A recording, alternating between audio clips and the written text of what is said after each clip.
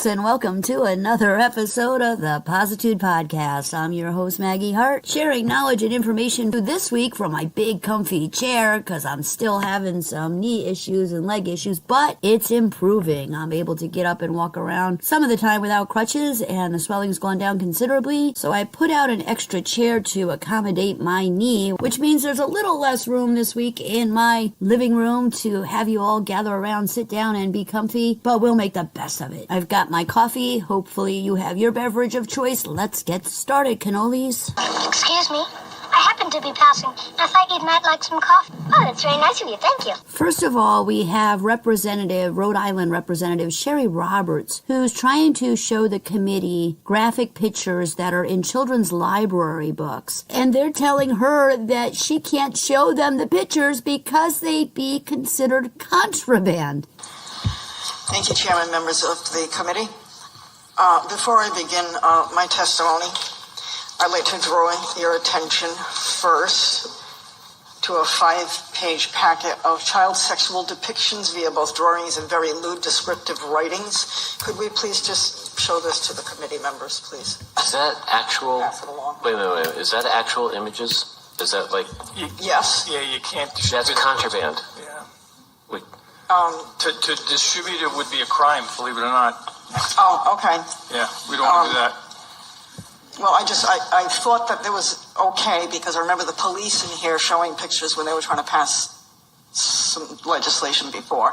And they showed some graphic pictures to people on the committee. So I thought that was okay to bring into committee. I don't know what it is, but out of an abundance of caution, I don't want to put you in a position to have somebody criticize you for that. That's fine.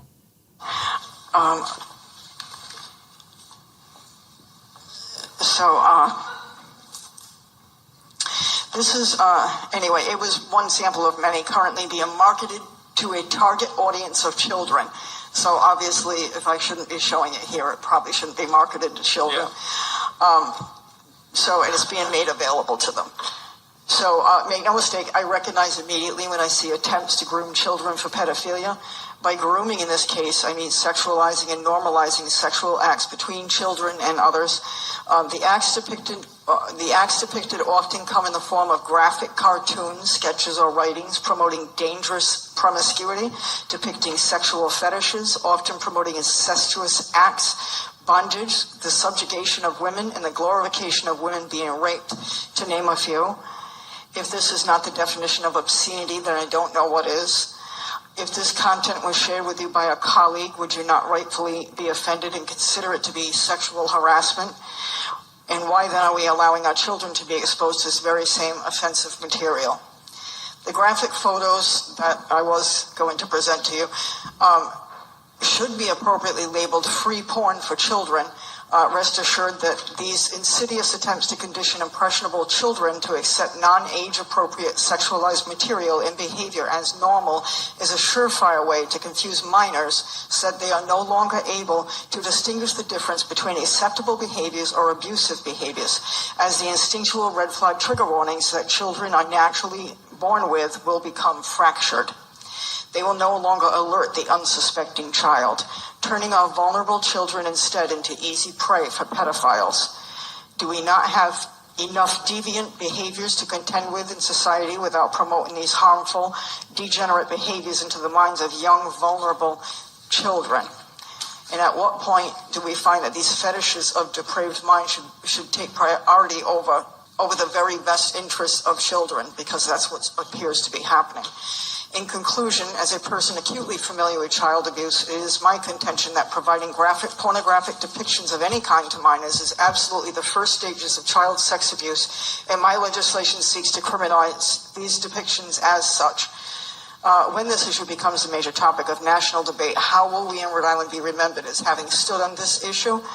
I urge you to pass this obviously necessary legislation. Okay, so they don't want to look at it because it could be considered contraband. But this is something that's being distributed nationwide to our children in our public school systems and also available in the public libraries. I know this for a fact because I personally seen them with my own eyes at local public libraries. Let me ask you a question. While state laws regarding the purchasing of magazines like Playboy and stuff vary, and generally there are no age restrictions for buying that type of magazine, federal law prohibits the sale of materials that are harmful to minors, which could include and absolutely should include those types of magazines and literature. Local libraries and other public institutions might have their own policies regarding access to those materials, but there's been a lot of pushback lately about that especially, and some people keep them behind the desks at the libraries and you have to show your card but not necessarily prove you're 18, but it varies for like Playboy magazines and stuff. However, the children can go right to the youth section and have access to and take out these materials that are way more harmful than the graphics contained in like a Playboy. They're actually instructing children on how to perform these extremely perverse and sick sexual acts. And yeah, they're absolutely pushing the LGBTQ agenda and also desensitizing and grooming children. So how come they can do it for free, but yet federal law dictates that children can't purchase those materials that are considerably less offensive in nature, potentially? So obviously somewhere along the lines, the federal government had an issue with that, but we can put it in the schools for free, in the libraries for free, where the parents have no control and no say over what their child is having access to. Make it make sense. We need to do better for our children. We need to be on this at every single school board meeting, and we need to be opposing this left and right. And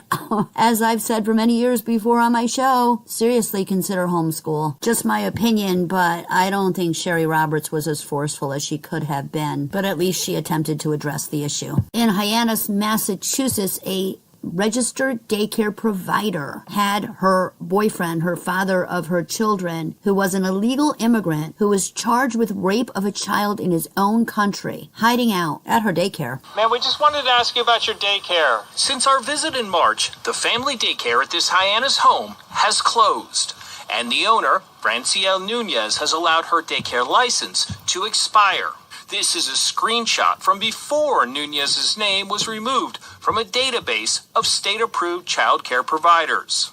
The Department of Early Education and Care, or EEC, gave Nunez a daycare license in March 2022, but that never should have happened.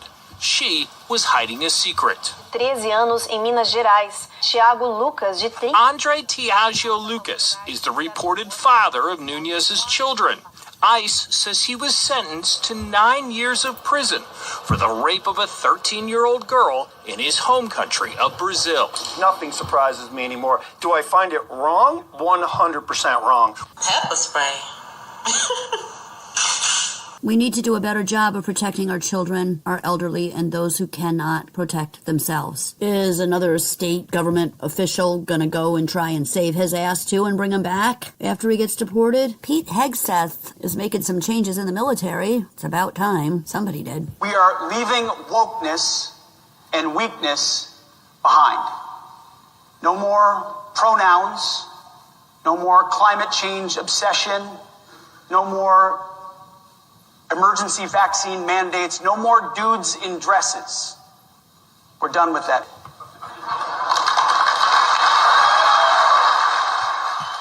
Yeah, come on through, buddy. Yeah, let's go. And a homeowner in Illinois took matters into his own hands when the cops would not get squatters out of his house. But there was already people inside. I couldn't believe it. It was like a nightmare. Velasquez says a woman named Charmaine and her boyfriend Cordero moved in, claiming they recently purchased the property. He says the couple showed police this mortgage document, but Cook County confirms they don't see this mortgage on record. Velasquez's realtor recorded this video as the couple explained to police they had a right to be there. Y'all bogus right now. I listen, bro. He says police told them under Illinois' current law, they couldn't remove anyone. I said I'm not moving out, and I said at the one point they gotta leave. They gotta get tired of us being in the property. I called a couple of friends, stay overnight, and I knew they were not gonna like that. So you're telling me that you and your friends came in and moved in with them? Yes. Velasquez says he, his wife, and their friends got a few air mattresses and spent the night with the alleged squatters. We stand in the living room. We were watching all the time the door. They stand in one of the bedrooms. The next morning, he says he realized they were not budging. They're like, oh, well, we want $8,000. Velasquez says they negotiated. He had the couple sign a cash for key agreement, and he paid them $4,300 to leave. We didn't want to give them money, but we heard, really bad stories about squatters taking over properties 6, 8, 10 months, even a year. Its values today. Standards are crumbling. I wouldn't personally have paid to get them out, but at least he took matters into his own hands. And again, I need to reiterate, like I did last week, that the cops are trying to do their jobs in a situation where their local government is bucking them in these sanctuary cities, and they can't always effectively do their jobs. Also, something that needs to change. Probably the biggest news of this week is the Pope tryouts are over. I got that from The Leighton Show. He's extremely funny. So I have a series of Pope clips. Let's call it Pope-orama. The first one is going to be Damon Imani, and he is on The View, putting Anna Navarro in her place because she's attacking the Trump Pope meme. Let's listen in. Him tweeting out an AI-created image and the White House official account of him posing as the Pope is disrespectful, it is frankly disgusting, and it is outrageous. And so all of those devout Catholics that voted for Donald Trump, I think you need to ask yourself some questions, and I think you need to ask the White House and Donald Trump some questions, because Trump, Mr. President, it's his holiness, the Pope, not his oiliness, the dope. And you're a sanctimonious joke. But look, the bigger picture is right here in my pocket, and I will pull it out. This is Rihanna dressed as a Pope. Olympics 2024, mocking Jesus Christ's last meal. Over here, camera, over here. Don't run, because Trump only posted a meme. But these are actual photos. And I don't see that same energy of yours, Anna, when it comes to Hollywood actually mocking God. This is Madonna on a cross as Jesus Christ. We'll be right back. Let's get ready to rumble! I'd like to be Pope. That would be my number one choice. No, I don't know. I have no preference. I must say we have a cardinal that happens to be out of a place called New York who's very good. So we'll see what happens. Oh, hanno eletto il nuovo Papa. E chi è? E non mi ricordo il nome. Ma è un Papa italiano, è il Papa portoricano, tedesco. Che fai? Papa l'americano.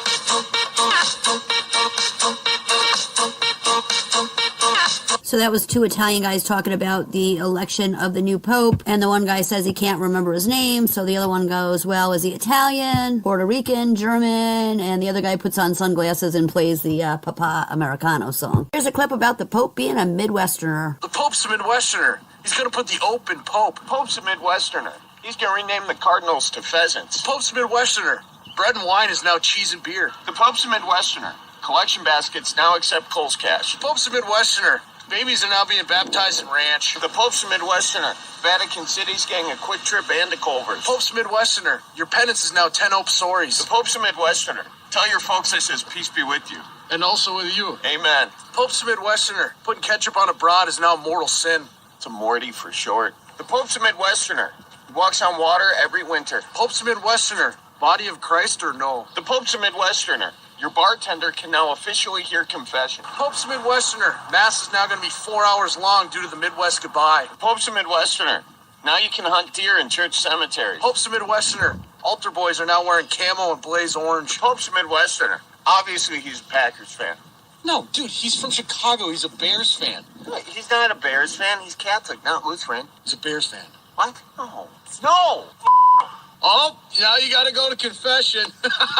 That's 10 sorries, Charlie. So, much to my great-grandma's chagrin, my namesake from Italy, I'm going to explain something to you. The Pope should not have been a never-ending office with continued elected popes. There was... Basically, the Roman Catholics took the Bible and twisted it the way that they wanted to so that they could have somebody in charge, in power, to dictate what the rest of us should do. I'm going to prove it to you. This clip is a few minutes long, but listen closely. Have a new pope. We have a pope. Was Peter the first pope? Well, according to the Catholic Catechism, Peter is the unshakable rock of the church.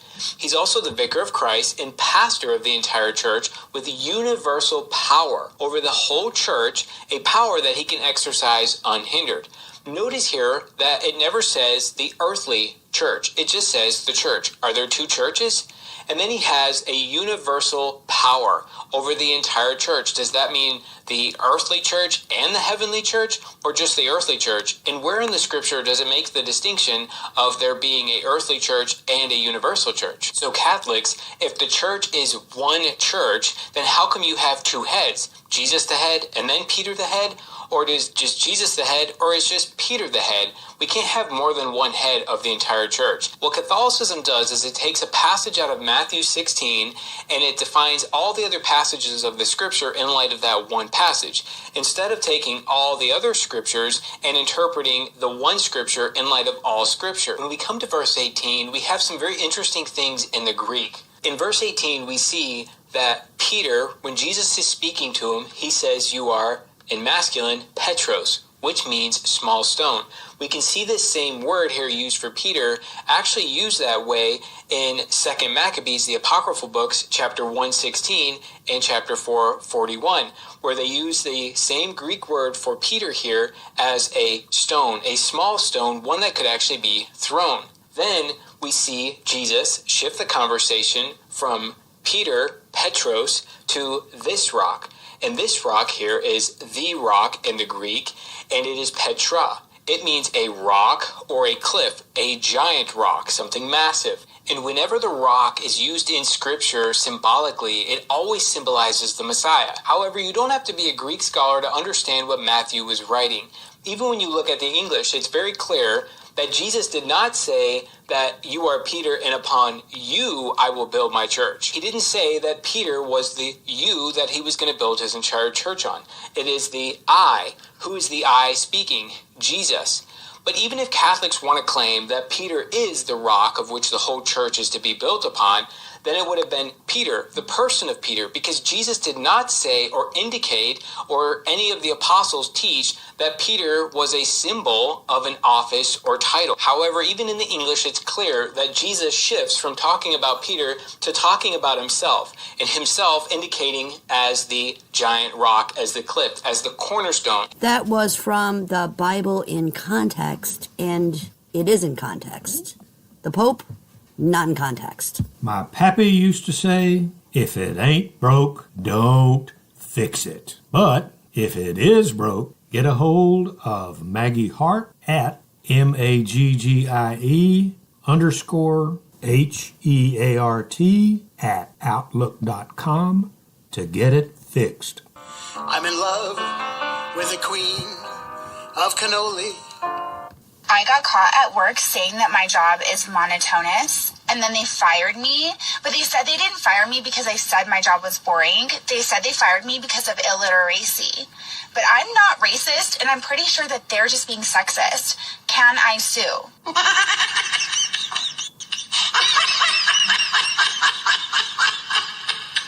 Pretty crazy article here from the New York Post yesterday. Headline says, Bush official claims the U.S. built a secret $21 trillion underground city for the rich and powerful to live if a near-extinction event ever happens. A couple of things about this. What this article is referencing is Catherine Austin Fitts' interview on Tucker Carlson's podcast from a week ago. So New York Post is like a week late with this.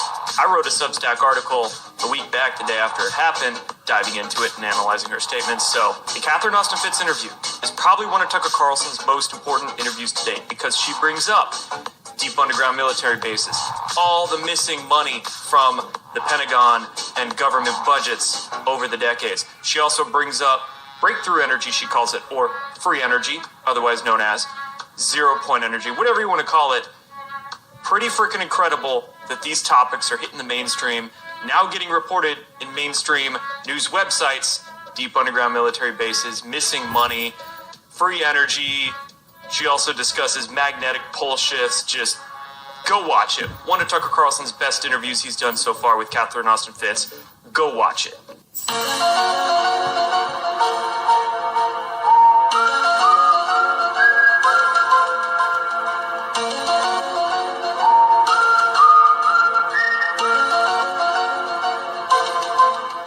Okay, that clip was from Jordan Sather, and yeah, more conspiracy theories that are real. Imagine that. Next, we have a guy in a Guy Fawkes mask talking about how RFK is going to ban pharmaceutical ads on television. Robert F. Kennedy Jr., recently appointed as Secretary of Health and Human Services, has announced plans to ban pharmaceutical advertisements on television, a move that could trigger significant shifts across multiple sectors.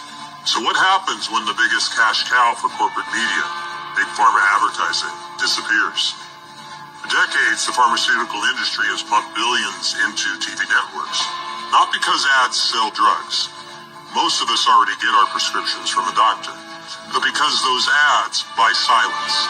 Silence on side effects, silence on corruption, silence on the fact that medical regulators from the CDC to the FDA often serve big pharma's interests, not yours.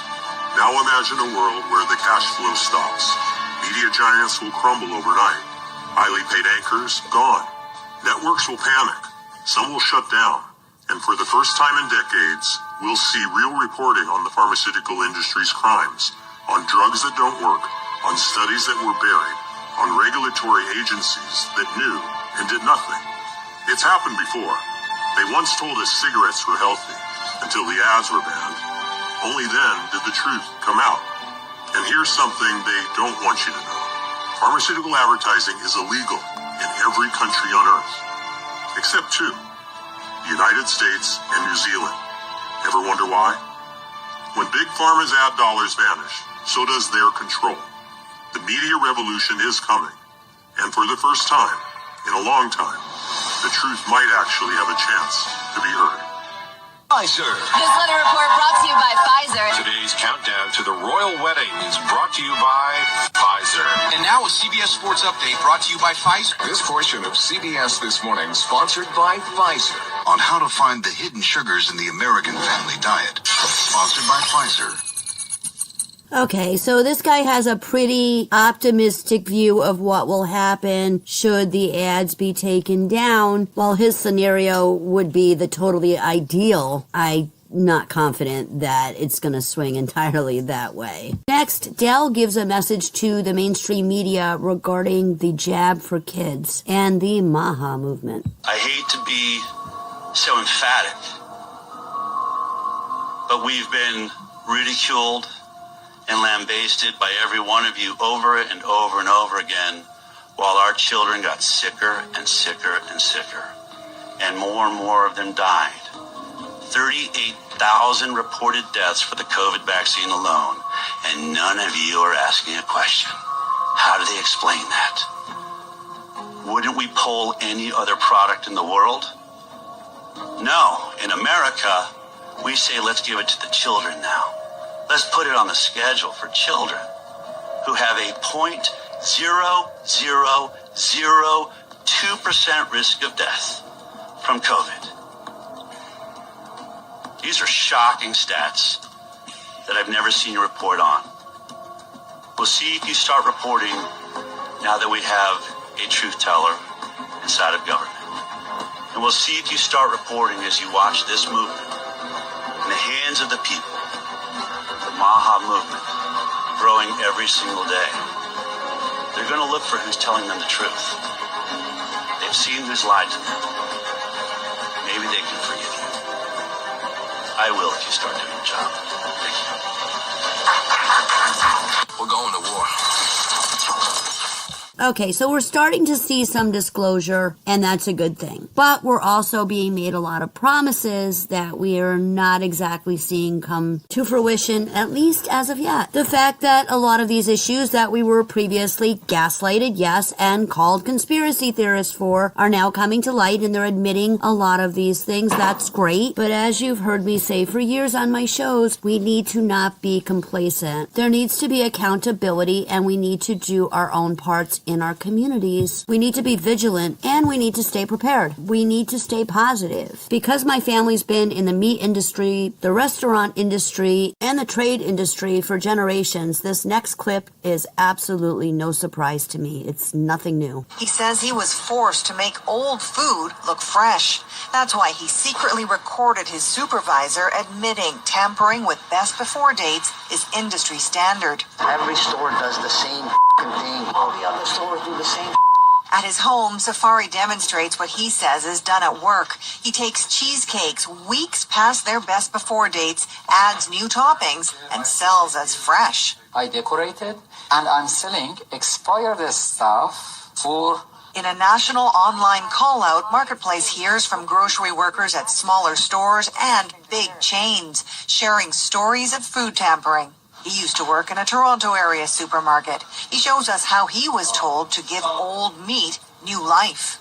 If it's like this, we would dabble in a little bit of blood, throw it into the meat mincer with some redder meats, and then all together it would make it look red.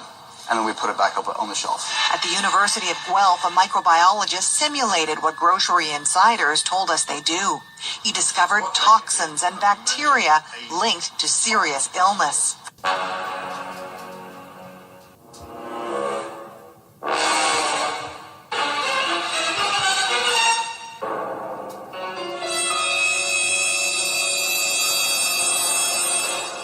Someday I'll do a show on some stories that I have to share about when I used to travel with my pop to do meat inspections at other grocery stores in the chain that he was a manager for. Bleach was not uncommon to use in meat, also to take the smell away. This is also why I encourage you guys to buy local from organic farmers, ones that are not putting any injections into their meats, and to develop community ties so that you can barter foods and goods and services. And also, I constantly encourage you always to have your own organic garden. Raise your own chickens so that you can have your own fresh eggs, and raise your own meat if you're able to, and to learn how to can and preserve all of your food. Retail cakes right now are about $30 a piece where I live. Do you really want to spend that for something that's 6 months old and stale when you can make your own? Speaking of spending money, if you like Maggie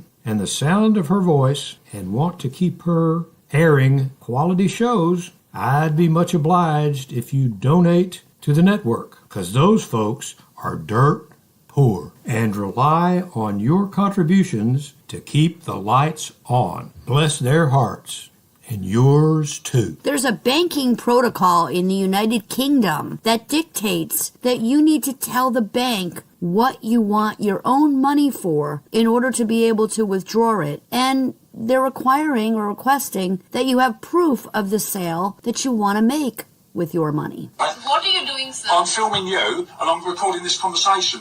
I'm coming to the bank to withdraw £2,500. Are you going to let me? I've got £11,500 on my account. Are you going to let me? Are you going to let me have the money or not? Hello, are you going to let me have the money or not? Huh? I can't remove that restriction that's on there. You can't remove this restriction.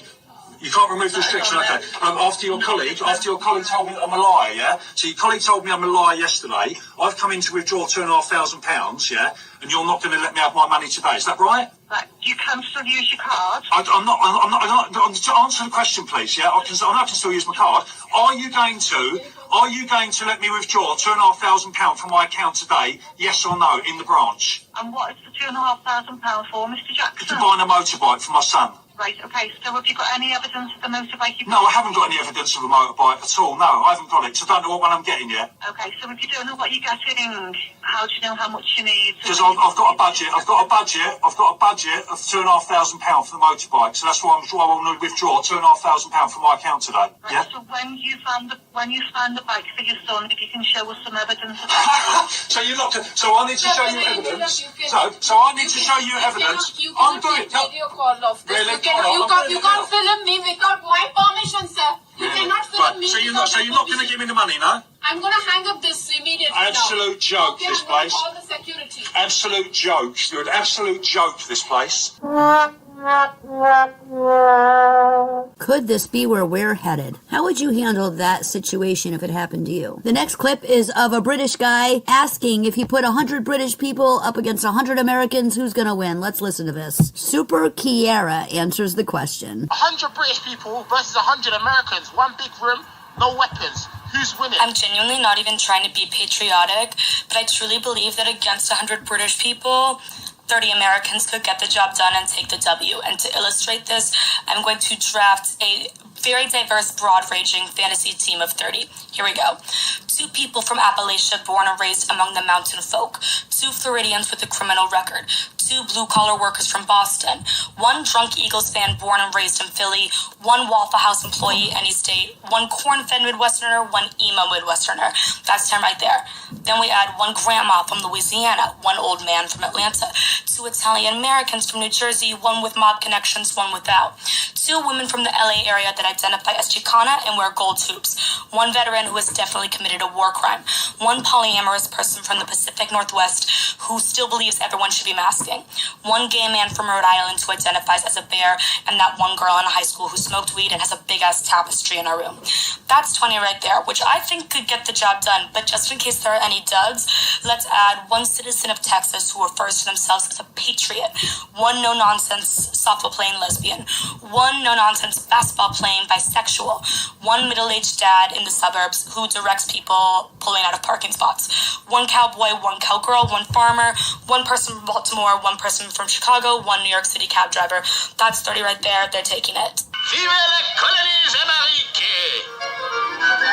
With the alarming rise in autism rates in children, we've talked about it quite a lot, and I'm always on the lookout for something that might help the parents of autistic children. Let's listen to this next clip from Dennis Eschelberger. Have you heard of the Sermon story? This might be one of the biggest medical cover-ups you've never heard of. Sermon is a drug originally derived from compounds found in white pine needles. It's been used for over 100 years to treat African sleeping sickness due to its powerful anti-parasitic properties. It works so well that the World Health Organization supplies it for free in parts of Africa. But here in the US, it isn't approved by the FDA, and the only way to get it is through the CDC under strict medical supervision, essentially making it off limits to the public. Now, here's where it gets wild. In 2017, Dr. Robert Naveau out of UC San Diego gave a single low dose of Sermon to 5 boys with autism. Within hours to days, their language improved, social interaction increased, eye contact returned, and playfulness and awareness came back. 1 child who had never spoke said his first full sentence. These kids experienced a complete metabolic reset. However, Sermon can't be patented. No one owns it, no one profits from it, and therefore the study didn't receive any funding. Dr. Naveau even went $500,000 in debt to run the study himself. And the results, well, they were essentially buried. If you search for it, you'll find fact checks and misinformation because this is so much bigger than potentially curing autism. If Sermon works, it supports a massive shift in everything we've been led to believe. It would validate something called cell danger response, a theory that autism isn't purely genetic, but rather a metabolic shutdown triggered by toxins, infections, or chronic stress. If this were true, it would shatter the current medical narrative and expose a multi-billion-dollar industry on symptom management. And maybe that's why you weren't supposed to hear about Sermon. We haven't done any safety clips in a while, so I'm going to play one, followed by a new scam to be aware of regarding QR codes and packages. Please stop, listen, because this could potentially save your life or your loved one's life. If you are ever hiking, if your car breaks down, you run out of gas, you're trapped in flooding waters, and you notice your cell phone's battery is dying, you have no way to charge it, or you have no reception at all. Do this one easy step. It could literally save your life. Change your voicemail. Change your voicemail with your approximate location. What is the issue? You're injured, car's broken down, you ran out of gas, your location, and any special instructions that they may need to find you, whether it's via walking, to find your car information, whatever they may need to make it easier to find you. Because when your cell phone dies and or you have no reception, your voicemail still works. They will call your phone and hear your information, your location information. What is wrong with you? What do you need? They'll get all that vital information and they can get to you faster. Please, this could literally save your life. Change your voicemail if you're ever in any one of those scenarios. Winter storms are coming. Hurricane season's hitting us right now. Please take this seriously. Save it. Peace and love. Stay safe. I love you. If you or anybody you know recently had a package delivered to the house, you need to pay attention to this video because the police are warning of a new scam that people are trying to use. So basically, this police officer warns of a terrifying new one-step scam that allows hackers into your phone within just a matter of seconds. And to be specific here, the scam involves getting a package from a very recognizable brand, and it even has your name and address on it. And I think this is terrible because they're adding a sense of security by having all of your personal information listed on the box. What you really need to be looking out for is a QR code. Now, this can either be printed on the outside of the box or included inside of the box itself. Just make sure that you do not scan that QR code. This is the most important part, as that gives access to the scammer to all of your bank information, credit card information, pictures, phone numbers, and even contacts. Everything that is in your phone can be easily accessible if you just scan that QR code, and it'll immediately send all of it to the scammer. Something also to keep in mind is that you probably will not even realize that this is happening even after you've scanned the QR code. That was Billy Robino and Calvin Johnson. Revisiting what we were talking about earlier about the fact that a lot of people that voted for Trump are pretty upset with the way things are going. They just don't seem to be happening quickly enough, or we're not getting the information we were promised, even though we are seeing some changes and some things being instituted. Whether or not they're being followed through on remains to be seen, as we talked about last week, partially because of liberal tactics to thwart the agendas and the executive orders put in place. There's a woman named Whitney Webb who does joint interviews a lot with this guy Mark Goodwin that I've heard about for a long time, but I never actually listened to her until just a couple of days ago. These next clips are very lengthy and they're from about 9 months ago, but I feel it's important information to share with all of you. Also, part of what she says has more affirmation for me. It literally gave me chills when I heard her talk about what we need to be doing, how the changes are going to come from the ground up or need to come from the ground up, and how we need to be diligent and not be complacent. Go back and listen to my archives if you're a new listener, and you will see that what she's talking about as far as that part of it, I have been saying literally for years on my shows and using almost exactly the same verbiage. It's eerie and super cool all at the same time. You may not agree with everything that they have to say, but please just listen with an open mind. Remember what I always tell you, question everything and don't follow anyone blindly. The next president, who we know now will be Trump, is going to face some sort of U.S. government debt crisis. When Trump was in office last time, BlackRock designed U.S. fiscal response to COVID that they began implementing before a pandemic was even declared, and it resulted in one of the biggest wealth transfers in American history and printed more money than at any other time in U.S. history. I've been really skeptical that that won't repeat itself. Please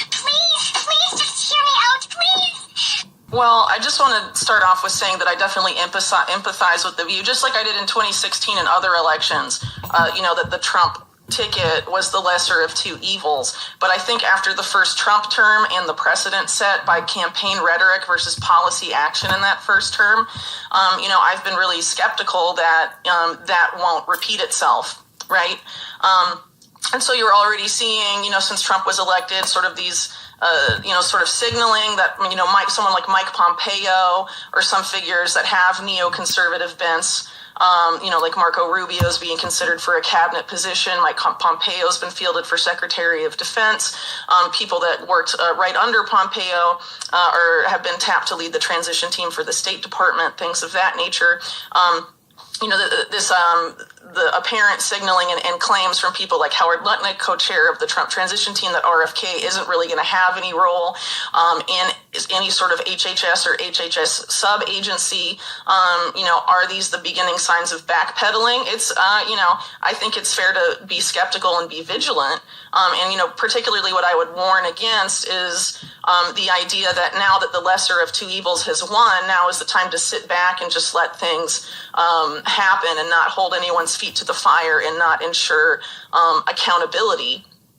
because I think that's, a recipe for disaster, frankly, when people are complacent and too trusting. Consistently, politicians abuse that.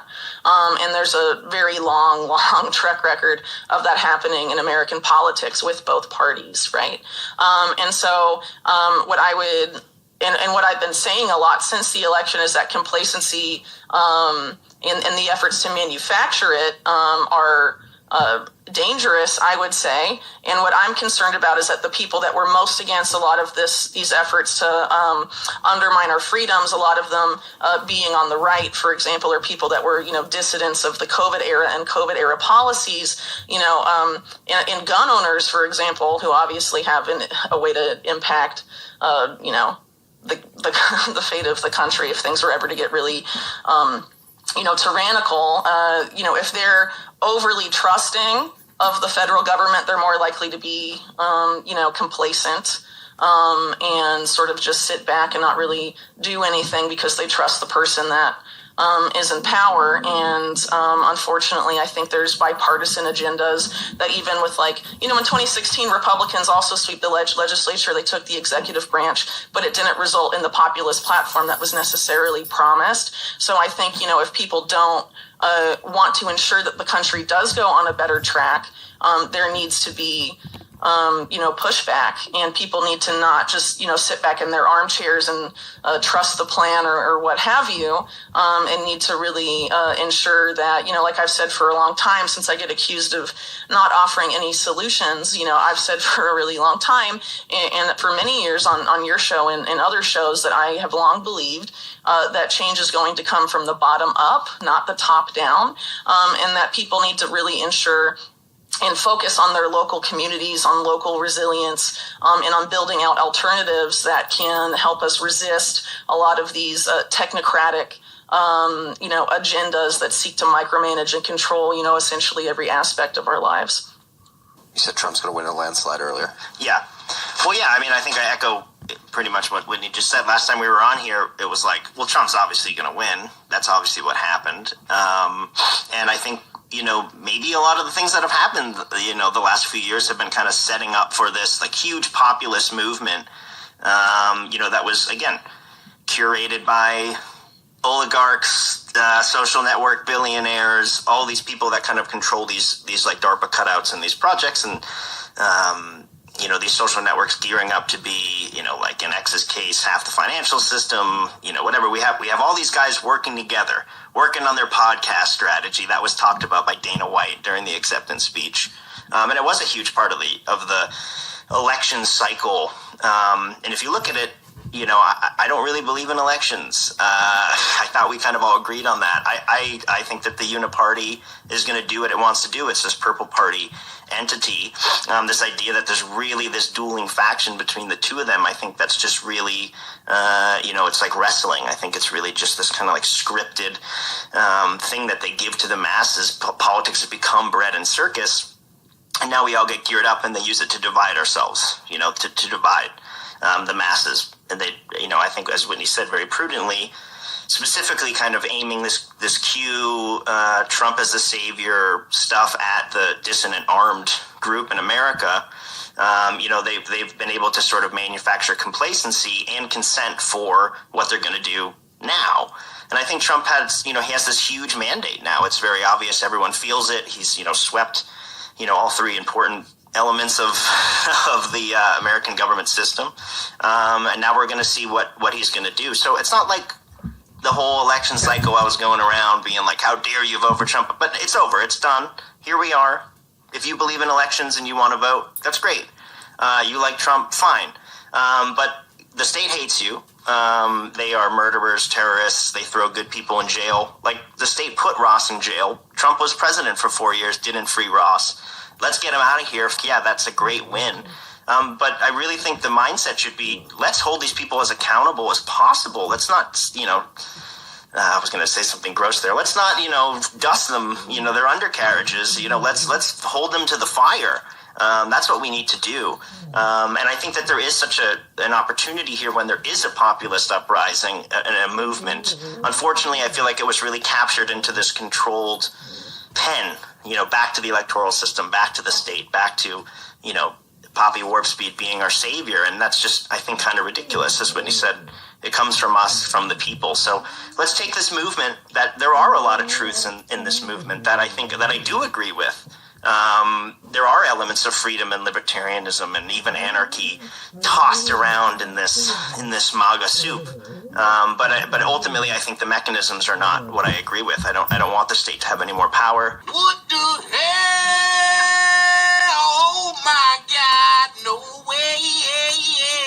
See what I mean? It's like she's taken a page out of my book from my interviews, my shows over the past 8 years, as far as what she said about Americans and not being complacent. Starting from the ground up, these movements need to happen. The most important thing that they touched on, I think, was the part about the gun owners. How, because everybody is so in love with Trump and he's for the Second Amendment, when people get comfortable, they tend to get lazy and they have that false sense of security that we can never have when it comes to our freedoms. And we've spoken about this for years on the show too, is that our rights are slowly being eroded and taken away from us. Sometimes it's not openly apparent, but that doesn't mean it's still not happening.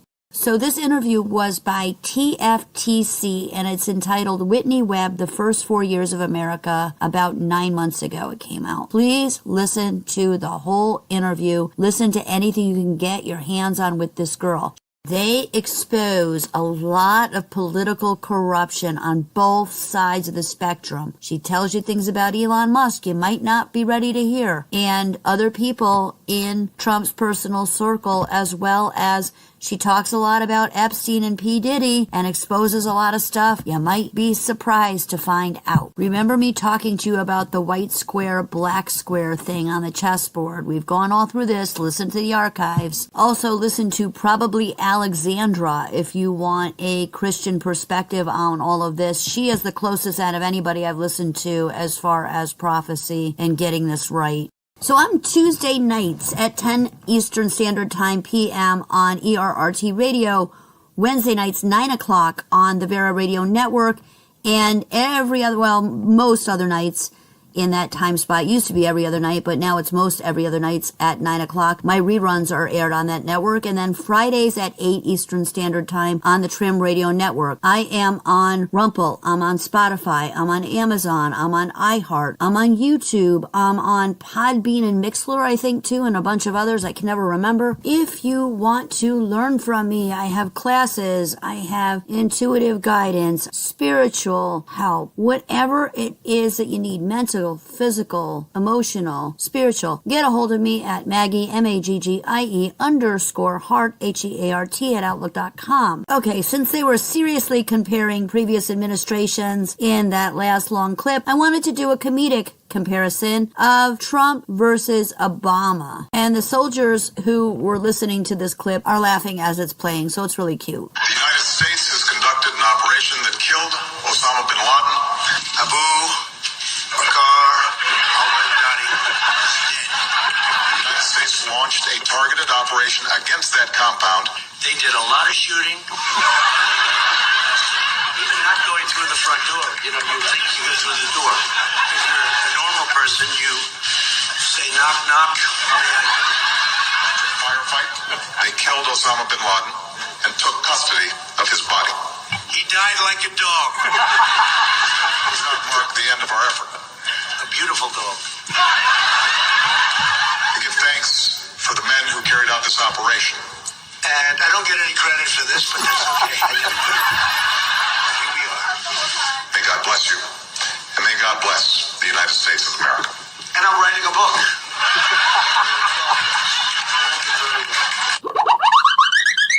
You are listening to the Positude Podcast with Maggie Heart. Stay tuned. The entry music, sometimes my halftime music, and the ending music are all provided by my good buddy Pat Carr, a wonderful original musician from Louisiana, now residing in Colorado. You can check him out at http://www.itunes.com/Pat Carr. Pat's at AllMusic, Apple Music, YouTube, SoundClick, Spotify, Google Play, iTunes. He is all over the place. Please check him out. Support his music and tell him Maggie sent you. Tonight's question of the week: do you live more in the past, present, or future? You've been listening to my shows for a while, so you know what the right answer should be. And it's Gen X time. Tonight's topics from a back-to-back by Gen X Jono are Mad Dog 2020 and music. Okay, America. All right, I guess today the part of America will be played by me.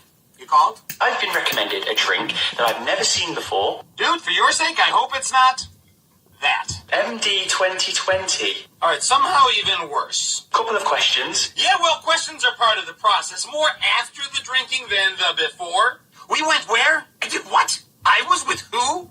You'll see. What does MD stand for? Major disappointment, mandatory detox, memory depletion, magically delicious. And with that, those Lucky Charms. And why 2020? 20 ounces, 20% alcohol by volume. Let me know if that's the best flavour to try. We didn't drink it for the flavor. People told me the blue one is the best one. Yeah, later that one did look prettiest when hitting the white porcelain of the bowl. Kind of like a blue Santa Flush vibe. It doesn't give much away on the ingredients. Another MD. Mystery drink. Ooh, smells fruity. Kind of smells like regret in a barren field the next morning, asking yourself, why? Candy a little bit. Yeah, that too, but you gotta remember, the intended demographic at the time was like 14. Oh, what on earth is in that? Experience. And the instant disintegration of judgment. Well, good judgment anyway. Burns. Did that burn? The burning means that it's working. That's how we knew it was working. MD 2020. Sounds about right. I have a question. Is Gen X, are they mean people? Hey, short answer, probably yeah. Long answer, also probably yeah. Why do you ask? In general? Oh, in general? Well, in general, maybe. But I say maybe as in maybe that dog bites. Maybe that bear is dangerous. Maybe that squirrel has rabies. Generally doesn't hurt to think of us as an approach with caution generation. But for the most part, we only attack when provoked. Somehow, a Gen Xer always finds me, and the meanest, rudest comments is always coming from a Gen X. Did one of us call out your mama? Yeah, we tend to do that from time to time. And I never say anything bad about them. I have nothing against them. Oh, really? Our generation had the best music of all times, okay? Who did your generation have? Gen X, don't tap in. Don't tap in, Gen X. This isn't about you, okay? Now, I don't know if that falls under play stupid games, win stupid prizes more, or F around and find out. But you can't say something like our generation has the greatest music ever and ask Gen X to tap out. Growing up, we were the generation that liked to fight a lot. Let's just say what it is. We were the fighting generation. Boomers and Xers fought on the playground a lot, too. And in the bars. And now in the comments section, I guess. Also, Saturday morning at 2:24 a.m., the Cosmos 482, the Russian spacecraft, crashed over the Indian Ocean after 50 years in space. It was supposed to have launched to go to Venus, but it had some problems, never made it there, and was kind of been orbiting around for the past 50 years, and it crashed. The interesting thing is, originally they thought that it was going to crash near Elmira, New York, which I know very well, and that would have been extremely interesting. We're not sure at this point, because it just happened this morning as I record, whether the whole thing ended up in the ocean or just part of it. We'll have to wait and see. And did you know that Chinese students are required to spy when they come to this country? I bet this one shocks you, because it did me. And this should shock no one. So the report came out. It said, right now, in the United States of America, at one of our universities, there is an organized, orchestrated spy ring.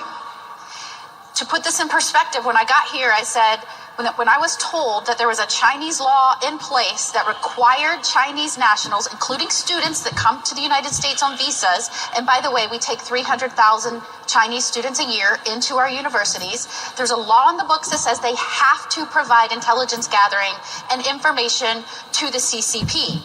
We also had information in Congress before I even got here that they were setting up these programs to organize spies and push them into our universities using visas. And when I got here and realized that there was no law stopping the visa program, even though we had that information, I immediately launched a bill that would end visas for Chinese students. Now, nothing against Chinese students that want to learn, but if you have a government that is enlisting them, and not just enlisting them, requiring them by law under penalty to be espionage agents when they get here, we cannot keep inviting them into our nation. And so time after time over the last few years, we have found Chinese students with drones, cameras on our military bases, stealing information at our universities, and nothing has been done. So when this report came out 2 days ago, I was not surprised, because we launched this bill and we've been advocating and trying to get someone's attention that there were spy rings here right now. Now, hopefully, we will see some action, not only by the university that's been informed of this, where their students saying it's happening, but by the government to do an investigation. That was Senator Ashley Moody of Florida. And this from a sheriff in Florida giving a press conference on ostensibly a recent break-in and shooting. The bottom line is, this is the state of Florida. You want to break into someone's home, you should expect to be shot. Do you have any advice on or for people on how to keep their stuff or themselves safe? Well, if it's me, I'm going to have a firearm. Everyone is different, but I'm going to exercise my Second Amendment right. I'm going to have a firearm, and I praise this husband for doing what he needed to do to protect his home and protect his family. And if you're going to be that brazen to come into my home, once again, you should expect that you're going to be shot. Every state should have this mentality. You're able to protect your family, and it's also a huge crime deterrent at the same time. People are going to think twice about trying to invade your home if they know they're going to get shot. It's definitely a do you feel lucky punk moment, because they don't know if you've got a gun or not. And not my favorite, but Governor DeSantis announces the Second Amendment summer tax holiday. We are unveiling the Second Amendment summer tax holiday. So from Memorial Day till the 4th of July, you can get your ammunition, your firearms, and your accoutrements tax-free in the state of Florida. So I like him a little bit better today. Lastly, we talked a little bit last week about parasites, and in doing my research for dementia and Alzheimer's and things like that, we talked about the relationship with those in regards to chemtrails and GMOs and also the jabby jab. Now there's a parasite that I discovered that also could be responsible for things like Alzheimer's and dementia. Let's listen. This is the #1 parasite responsible for mental health challenges, as well as numerous different neurological conditions like Alzheimer's, schizophrenia, and Parkinson's. Toxoplasma gondii has been estimated to be in 30 to 50% of the world's population. It's often known as the cat parasite, which is exactly why they tell pregnant women not to change kitty litter. However, that's not the only way that you could be exposed to Toxoplasma gondii. You can have undercooked meats like pork, venison, lamb. You could have unwashed fruits and vegetables, as well as picking this up simply through the soil. When it comes to symptoms, this parasite can show up in a variety of different ways. Mental health challenges like anxiety and depression, neurological conditions like Parkinson's, schizophrenia, Alzheimer's, bipolar disorder, OCD, autoimmune conditions, chronic fatigue, infertility, and other hormone imbalances. But the mental health impact is one of the biggest. That was from the biohacking bombshell. I've been following her for a while and just happened to come across this. She's got vitamins or supplements or whatever that you can do to clear it, but you can research it. I plan to. With the unprecedented rising of cases of dementia and Alzheimer's, I think personally, we've talked about this before on the show, that chemtrails are at least partially responsible. If you or someone you love is having these types of symptoms, I would absolutely look into the protocol to get healthy. This could be the answer to our prayers for family members that are suffering from these issues. Well, we've had a lot of positive stuff come out of this episode and new news stories to spread our awareness. Hopefully you enjoyed tonight's episode as much as I have, and thank you all so much for listening and being a part of this journey. Have a great week. We'll see you next time, same comfy couch. Good night all. Stay safe out there.